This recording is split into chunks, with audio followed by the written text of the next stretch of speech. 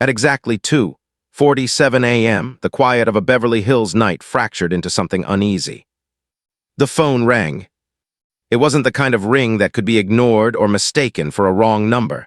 It was sharp, urgent, the kind that pulled a man out of sleep and into instinct before his mind could catch up. Dean Martin reached across the nightstand, eyes half open, voice rough with exhaustion. "Yeah." For a moment there was nothing, just breathing, uneven, fragile. Then came a voice he recognized instantly, but not like this. "Dean, it's me." A pause. "Priscilla." The name alone carried weight, but the way she said it, shaking, almost breaking, carried something heavier. "Priscilla Presley, what's wrong? Are you all right?" "I don't know anymore." That answer lingered between them like something unfinished, something dangerous. "I need help," she whispered. "Not the kind people usually offer. I need the truth, even if it hurts." Dean sat up now, fully awake. Because people don't call at nearly 3 a.m. for small problems. They call when something inside them has already started collapsing. A visit no one was supposed to know about. 37 minutes later, headlights cut across Dean's driveway. Priscilla stepped out of the car, not as the polished public figure the world admired, but as someone stripped of all performance.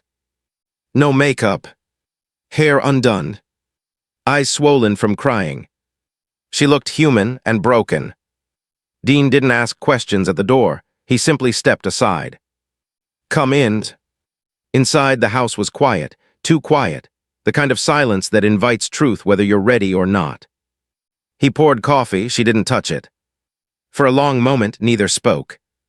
And then, "I'm not who people think I am anymore." Dean leaned back, studying her, not judging, just listening. "That's not a crime." "No," she said softly, "but what I've done might be." Silence again. Then she said it. "I'm in love with someone else." The words didn't explode. They didn't echo. They just settled. Heavy. Final. The weight of a life chosen too early. Dean didn't interrupt. He understood something most people didn't. When someone finally speaks a truth like that, they're not asking for advice first. They're asking to be heard. "I was 14, she continued, "when I met Elvis Presley." Her voice softened, not with love but with memory. "He chose me, that's what everyone says, right? Like it was something magical." She gave a faint, almost bitter smile. "But I never really chose anything." Dean remained still. Because this wasn't about betrayal. Not yet. This was about identity. "I grew up inside someone else's world," she said. "Inside his expectations, his rules, his version of me." "And now," Dean asked gently, "now I don't know who I am without all of it." That was the real confession. Not the affair. Not the secret. But the realization that her life had been shaped before she even understood what choice meant. Love or something that looked like it. "His name is Mike," she said quietly. Dean nodded once. "Does he make you happy?" Priscilla hesitated. "Not in the way people think." That answer mattered. "Then how?" Dean asked. "He sees me," she said. "Not the image, not the role, just me." That word again. Me. It sounded small, but it carried everything she had been missing. "When I'm with him," she continued, "I don't feel owned." The room shifted with that sentence. Because it wasn't just about love. It was about freedom. The fear beneath the truth. "I want to leave," she said. Dean didn't react outwardly, but something in his expression sharpened. "You're sure?" "I've never been more sure of anything." "And you're calling me because?" "Because I'm terrified." There it was. Not hesitation. Not doubt. Fear. "I don't know what he'll do," she admitted. "I don't know how he'll react when everything falls apart." Dean exhaled slowly. This wasn't just a marriage ending. This was a world colliding with reality. "You think he'll hurt you?" he asked carefully. "I think I don't know him when he's angry." That answer said enough. A question that changes everything. Dean stood, walked toward the bar, and poured himself a drink, not out of habit, but because he understood what kind of conversation this had become. "When were you going to tell him?" "I was waiting," she said, "for the right moment." He looked at her not unkindly. "There is no right moment for something like this." "I know." "Then what are you really waiting for?" Priscilla's eyes filled again, but this time not with panic. With clarity. "I'm waiting to be strong enough to survive what happens next." Dean nodded slowly. Because that was honest. The advice that would echo later. "Then don't rush it," he said. She looked up. "Don't confess out of guilt, don't act out of fear. You do this when you're ready, not when you're breaking." "I feel like I'm already breaking." "Then you're not ready." That wasn't harsh. It was real. "If you tell him now," Dean continued, "you won't control anything that happens next, not the conversation, not the outcome, not the damage. And if I wait, you get to choose how your life changes, not just react to it." She absorbed that. Slowly, carefully, like someone holding on to something steady for the first time in a long while. The night ends, but nothing is over. They talked until the sky began to lighten. Not about scandal, not about headlines, but about identity, fear, freedom. At 5:47 a.m., she stood to leave. "Thank you," she said quietly. Dean nodded. "Whatever you decide, make sure it's your decision."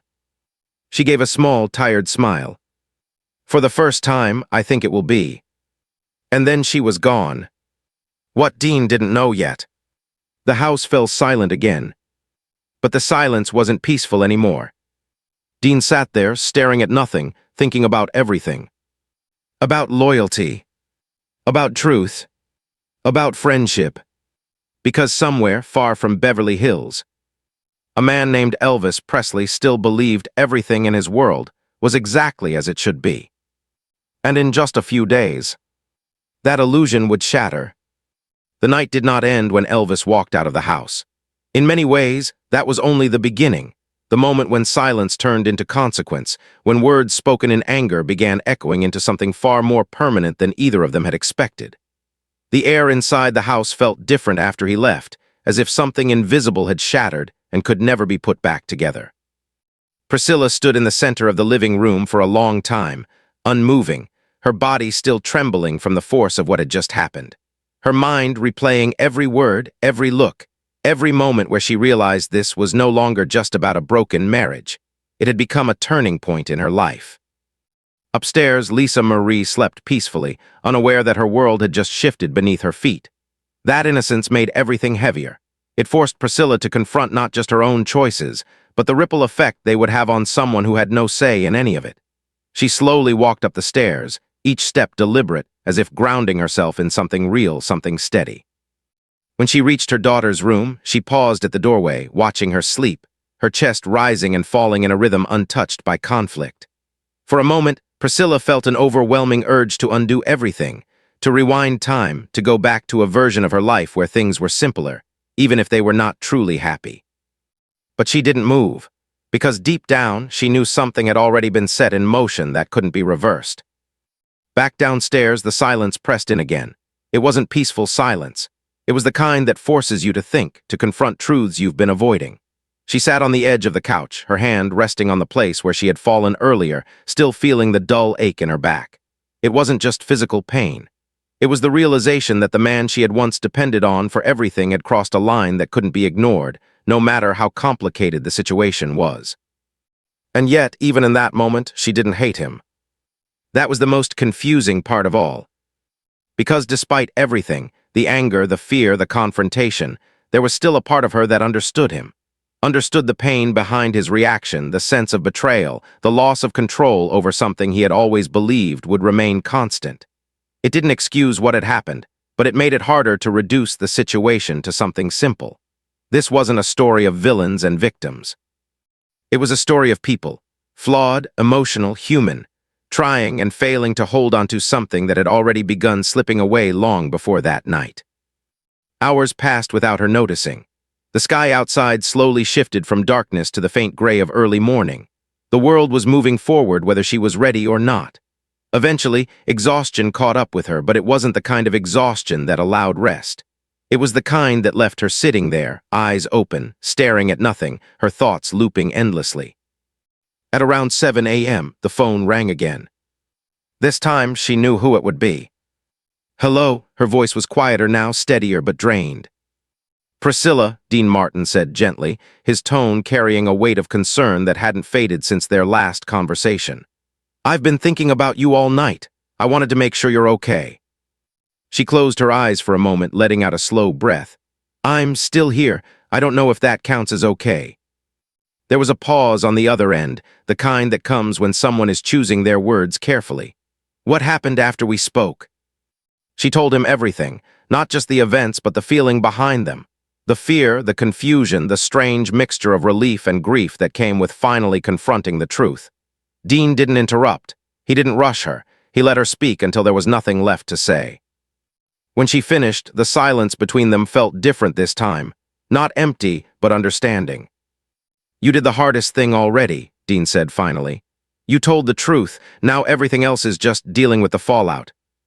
"It doesn't feel that simple," she replied softly.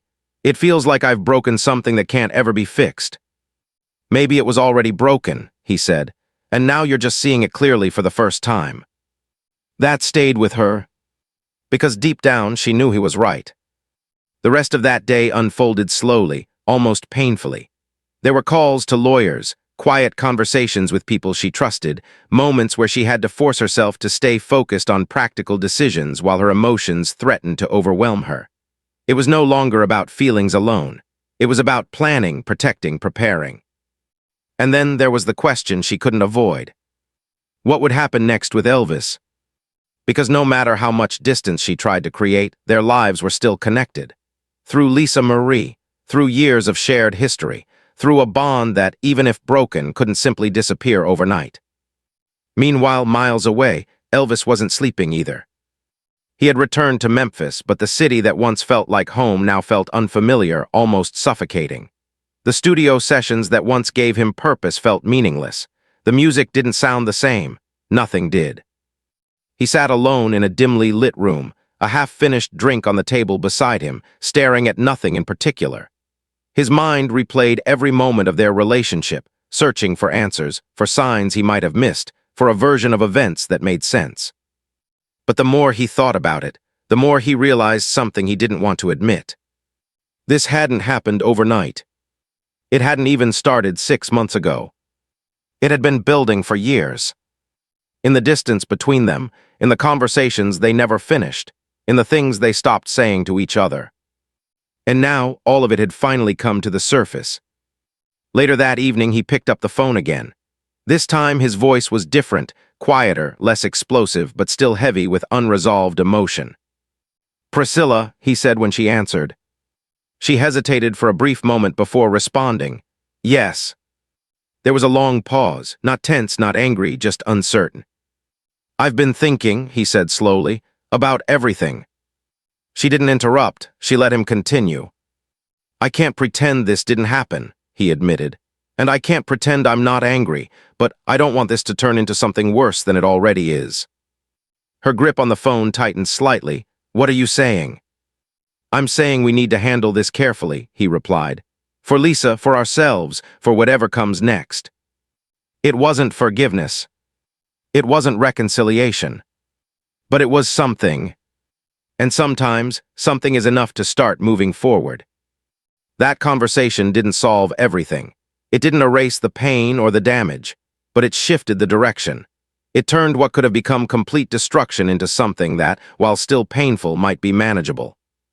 And in that fragile space between what was and what would be, both of them began to understand something important. Ending a relationship isn't just about walking away. It's about facing everything that comes after. And neither of them was fully prepared for that yet. The days that followed did not explode into chaos the way either of them had feared. Instead, they unfolded in a slow, suffocating quiet that felt far more unsettling than anger ever could have been. Because silence has a way of forcing people to sit with truths they would rather outrun. And for both Priscilla and Elvis, That silence became a mirror reflecting everything they had ignored for years. Every conversation left unfinished. Every emotion buried under routine, fame, and expectation, until now there was nowhere left to hide from any of it. Priscilla found herself moving through her days almost mechanically, making decisions that would alter the course of her life while still feeling as though she were watching it all happen from a distance, as if she hadn't fully stepped into the reality of what she had set in motion. And yet with each passing hour, the weight of it all grew heavier, more real, more undeniable. She spent much of that time thinking about identity, not in the abstract way people often do, but in a deeply personal, almost unsettling way, questioning who she had been before Elvis, who she had become because of him, and whether there was any version of herself that existed independently of that relationship.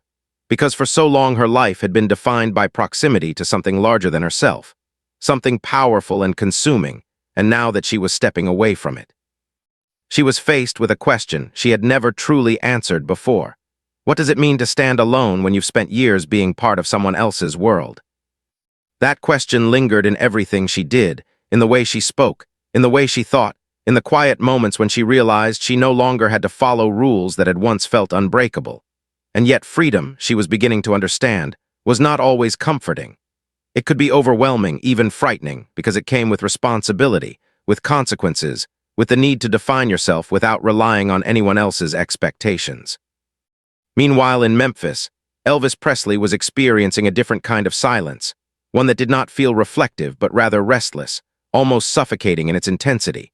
Because for a man who had built his life around movement, energy, and constant activity, being left alone with his thoughts was something he had never truly learned how to handle.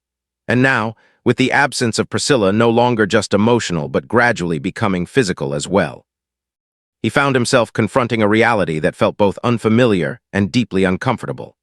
The rooms at Graceland, once filled with life and presence, now seemed larger, emptier, as if the space itself had changed in response to her absence, and he couldn't escape the feeling that something essential had been lost, something that could not simply be replaced or recreated no matter how much he tried to distract himself with work, with music, with the routines that had always given him a sense of control. What unsettled him most was not just the idea that she might leave, but the realization that she had already begun to do so long before that final confrontation, that the distance he was now feeling had not appeared overnight but had been growing quietly over time, hidden beneath the surface of their daily lives, and that recognition brought with it a kind of regret he wasn't prepared to face, because it forced him to ask questions he had avoided for years. Questions about whether he had truly listened to her, whether he had understood her needs, whether he had allowed her to be herself or had, without fully realizing it, shaped her into something that fit more comfortably into his world. These were not easy questions, and the more he thought about them, the more he realized that the answers were not as simple as he might have once believed. In Los Angeles, Priscilla's conversations with Dean Martin continued, not as dramatic late-night confessions anymore, but as steady, grounding exchanges that helped her navigate the complexity of what she was going through. Because Dean, in his own quiet way, understood something that many others did not. That this situation was not about choosing one person over another, not about scandal or betrayal in the way the outside world might frame it, but about a woman trying to reclaim a sense of self that had been overshadowed for too long, and his advice reflected that understanding, encouraging her not to rush, not to make decisions based solely on emotion, but to think carefully about what kind of life she wanted to build moving forward, independent of fear, guilt, or external pressure.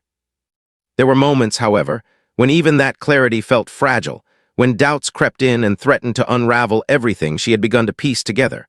Moments when she questioned whether she was strong enough to follow through with the path she had chosen, whether the cost of that decision might be greater than she had anticipated, especially when she thought about Lisa Marie, about the impact this would have on her daughter's life, about the delicate balance between protecting her child and being honest about the reality of what was happening. Because there is no easy way to explain to a child that the world they know is changing, that the people they depend on are no longer able to stay together in the same way, and that uncertainty weighed heavily on her, shaping every decision she made, every conversation she planned, every step she took toward a future that still felt uncertain. At the same time, Elvis began to change in subtle ways that even those closest to him started to notice. Not dramatic transformations, but small shifts in behavior, in tone, in the way he carried himself.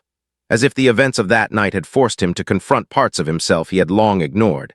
And while he did not openly speak about it, there was a growing awareness within him that something needed to be different, that holding on to the past in the same way was no longer possible.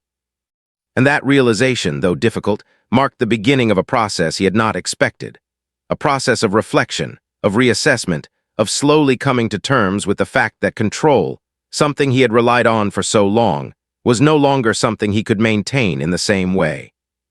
And yet, despite all of this internal change, the space between them remained unresolved, filled with unspoken words and unfinished emotions, because while they had begun to address the reality of their situation, they had not yet fully faced each other again in a way that allowed for true closure, and that absence of closure created a tension that lingered beneath everything, a sense that something important still needed to be said, that there were truths yet to be acknowledged, apologies yet to be offered, and decisions yet to be finalized.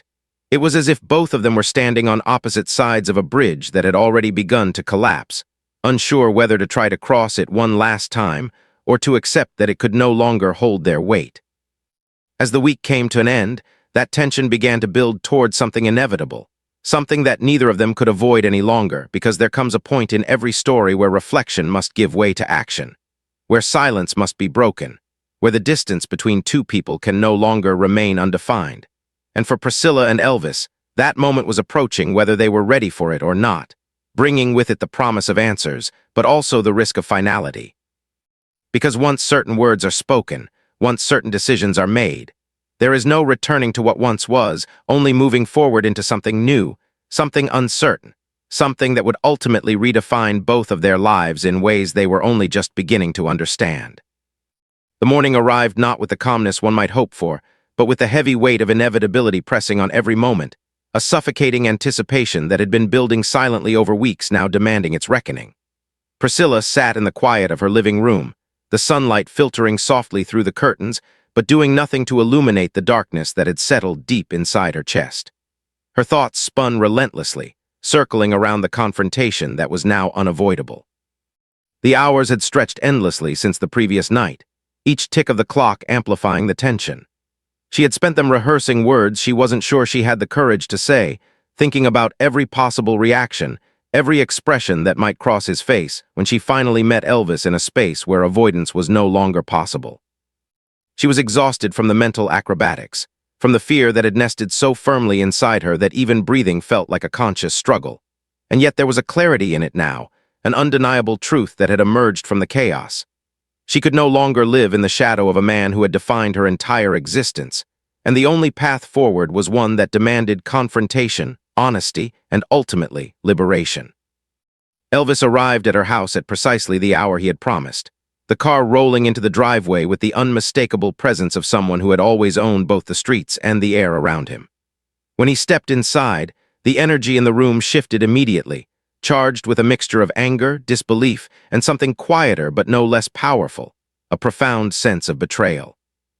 His eyes, still rimmed with the traces of sleepless nights, locked onto Priscilla, and in that gaze was the fire of a man whose world had been meticulously constructed, and who suddenly found the foundation crumbling beneath him. Priscilla, standing tall despite the tremors running through her body, felt the weight of his stare and knew that nothing in her life would ever feel the same after this moment, that the equilibrium of power and control, the careful choreography of public appearances and private compromises, had dissolved, leaving only raw, unfiltered emotion in its wake. She took a deep breath, steadying herself against the rush of panic, and prepared to say the words that had both terrified and liberated her for so long. "I can't stay in this marriage, Elvis," she said quietly but firmly, each syllable a declaration of her autonomy, a refusal to remain a character in a life she hadn't written for herself. "I've tried for years to make it work, to fit into the role you created for me, to live up to expectations that weren't mine to fulfill, and I can't do it anymore. I need to be my own person. I need to choose my life, my happiness, my path, even if it's separate from yours." The words, though measured, hit with the force of a tidal wave, and for a moment, Elvis froze, caught between disbelief and rage, his chest tightening as if the air itself had thickened. He opened his mouth to respond, but the words that emerged were not coherent, not formed into anything that resembled the calm logic he had tried to convince himself he could maintain. The anger that had been simmering beneath the surface for weeks now erupted, but it was tinged with a profound vulnerability, the recognition that the world he had known, the life he had meticulously controlled, was shifting in ways he could not prevent. "You're leaving?" he said finally, his voice low, trembling with an intensity that made the hair on the back of her neck rise. "After everything, after the life we built together, after the daughter we raised, you're just walking away?" Priscilla nodded, feeling the sting of tears but refusing to let them fall. "Yes," she said. "I'm leaving. I'm not choosing someone else out of spite, not to hurt you. I'm leaving because I need to find myself, to reclaim the life I never truly had." There was a pause then, a silence so heavy that it seemed to absorb even the faintest sound of the ticking clock, a silence in which both of them measured the magnitude of what had been and what was now irrevocably changing. Elvis's face softened, just enough to show that beneath the fury was a man grappling with grief, loss, and the realization that love, no matter how intense, cannot always bridge the gap between two people whose paths diverge. The confrontation stretched on, each moment a delicate negotiation between honesty and the raw edge of emotion. Elvis asked questions, demanded explanations, sought understanding, and Priscilla, for the first time in years, answered without fear of retribution, without hiding behind polite deceptions or social expectation. She spoke of her love for Mike Stone, not as a weapon but as a truth she could no longer deny, of the ways in which her own needs had been ignored, of the sense of entrapment she had felt from the age of 14 onward. Each revelation was a small act of courage, a reclamation of autonomy in the face of someone who had always held extraordinary power over her life. And as she spoke, she realized that her fear, though justified, had also been a shadow that obscured the clarity of her own desires, that the act of speaking, of asserting herself, was itself an emancipation she had longed for without fully knowing it. By midday, the storm had passed, leaving behind a landscape irrevocably altered. Priscilla began the process of packing her belongings, every item a symbol of the life she was leaving behind, and every box a declaration of self-determination. She thought of Lisa Marie, the child who would bear witness to both the love and the imperfection of her parents, and resolved that she would protect her as fiercely as she had never allowed herself to be protected, that she would navigate this transition with honesty, integrity, and a recognition that courage is often messy but always necessary. Elvis, for his part, retreated to the solitude of his own world, grappling with the duality of loss and liberation, the bitter recognition that the woman he loved had chosen a different path. And the more he reflected, the more he began to understand that control is a fragile illusion, and that the freedom of those we love cannot, ultimately, be owned. By evening, Priscilla was gone, driving toward a future undefined, carrying only the essentials, the memories, and a resolve that had been forged in the crucible of confrontation. She would build her life anew, not as a shadow of someone else's identity, not as an accessory to fame, but as a woman fully aware of her worth, her desires, and her right to autonomy. And somewhere in the quiet aftermath, Dean Martin, having watched this story unfold from the safe distance of loyalty, reflection, and counsel, understood the profound lesson of impossible choices, that sometimes the most painful decisions carry the seeds of liberation, and that survival, self-respect, and courage are not just acts but declarations, rippling through time in ways that forever reshape lives. In the end, all parties were altered, forever touched by the confrontation, the revelations, and the reckoning that had brought them to the edge of destruction and ultimately toward rebirth. Priscilla's final act was not dramatic, not flamboyant, not designed for headlines. It was quiet, deliberate, human. It was the act of reclaiming her own narrative, of saying without apology, without fear, that her life was hers to define. And in that moment, though the pain was real, though the consequences would follow, she was free. Finally, irrevocably and undeniably free. Freedom, she realized, is not the absence of fear but the courage to act despite it. And for Priscilla Presley, that courage had become the foundation of everything she would ever become. This was not just a divorce. It was not just a betrayal. It was the reclaiming of a self that had been silenced, the awakening of a voice that had been muted by expectation, power, and fear. And while the world would watch, judge, and speculate, inside the hearts of those involved, there existed a truth that no public narrative could touch. The truth of courage, the truth of autonomy, the truth of survival, and ultimately the truth of the human spirit rising, again and again, to reclaim what it deserves.